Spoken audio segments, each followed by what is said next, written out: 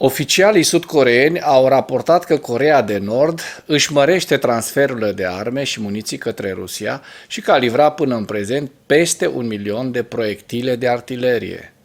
Parlamentarul sud-corean Yoo Sang-bum a declarat reporterilor că Serviciul Național de Informații din Coreea de Sud a declarat că au existat aproximativ 10 transporturi de arme din Coreea de Nord în Rusia din august 2023, în total aproximativ 1.000.000 de proiectile de artilerie. Yu a adăugat că Coreea de Nord a trimis și consilieri în Rusia pentru a-i ghida pe ruși cu privire la utilizarea munițiilor.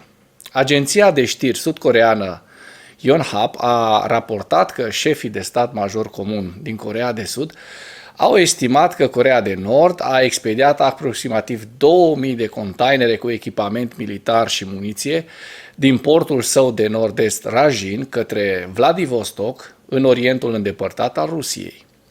Yonhap a estimat că aceste containere pot transporta 200.000 de obuze de artilerie de 122 de mm sau peste 1.000.000 de obuze de 152 de mm.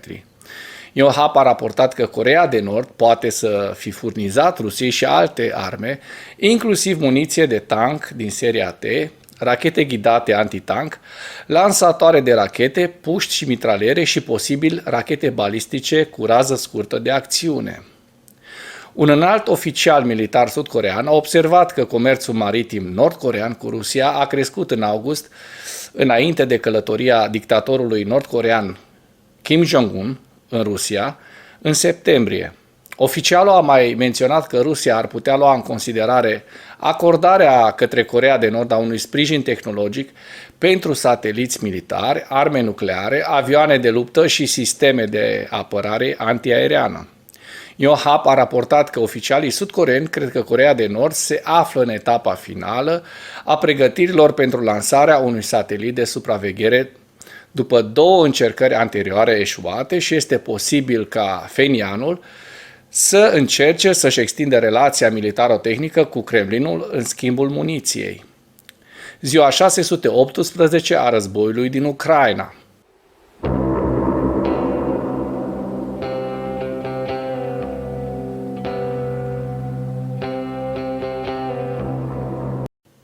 Surse ruse au susținut că forțele ucrainene au efectuat o lovitură cu rachete asupra cartierului general al grupării de forțe rusești Dnepr din regiunea Herson la 1 noiembrie.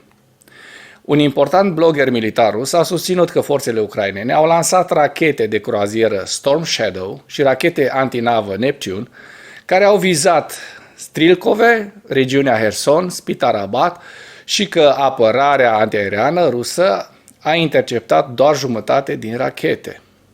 Mai multe surse ruse au susținut că generalul colonel Mihail Teplinski, recent numit comandant al grupării de forțe ruse Dnepr, care operează în direcția Herson, nu a fost rănit. Trustul media de opoziție rusă Astra a raportat că 4 rachete ucrainene au lovit centrul Aura de lângă Strilkove, care a servit drept sediu grupării ruse Dnepr. Forțele ucrainene au avansat recent în apropiere de Bahmut și au continuat operațiunile ofensive în vestul regiunii Zaporojie pe data de 2 noiembrie. Imaginile geolocalizate publicate pe 1 noiembrie indică faptul că forțele ucrainene au avansat mai la nord-est de linia ferată în apropiere de Klishchiivka, la 7 km sud-vest de Bahmut. Statul major ucrainean a raportat că forțele ucrainene au continuat operațiunile ofensive în direcția Bahmut și Melitopol. Dacă până în acest moment ai găsit informații utile în material, contribuie cu un like și cu o distribuire a acestui videoclip pentru a ajunge la cât mai multă lume.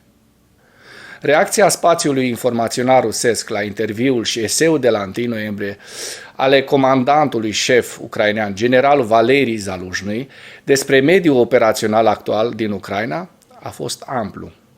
Mai multe surse ruse au rezumat pur și simplu punctele lui Zaluzhnyi, în timp ce altele au sugerat că Zaluzhnyi recunoaște, în primul rând, superioritatea strategiei militare din epoca sovietică față de doctrina NATO. Purtătorul de cuvânt al Kremlinului, Dmitri Peskov, și-a exprimat dezacordul cu concluziile lui Zaluzhnyi și a declarat că războiul nu a ajuns într-o fundătură ce este unul în favoarea Rusiei. Gruparea Wagner intenționează să furnizeze Hezbollahului sisteme de apărare antiaeriană Panzer 1, ca de la o grupare teroristă la alta. The Wall Street Journal a raportat pe 2 noiembrie că oficialii americani au declarat că informațiile indică faptul că gruparea Wagner intenționează să ofere sisteme de rachete de apărare aeriană Panzer, susținând alături de Iran Hezbollahul libanez. Se pare că Ministerul Rus al Apărării a încercat să înglobeze operațiunile Wagner în străinătate, inclusiv în Orientul Mijlociu. Rusia și Iranul și-au sporit recent legăturile tehnico-militare. Iranul a furnizat Rusiei drone Shahed și capacități interne de producție Shahed, iar Rusia a furnizat Iranului software avansat de supraveghere și arme cibernetice și a promis Iranului aeronave Su-35.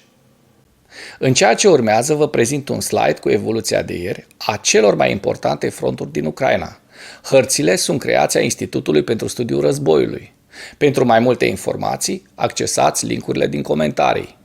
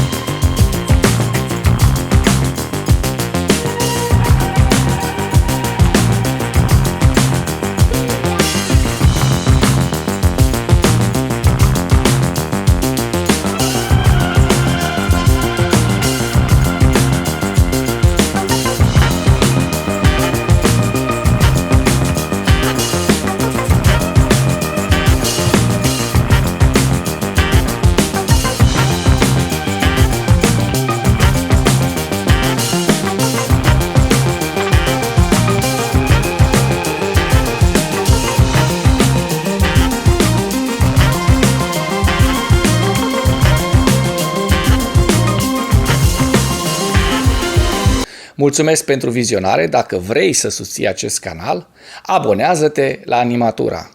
Apreciez mult asta.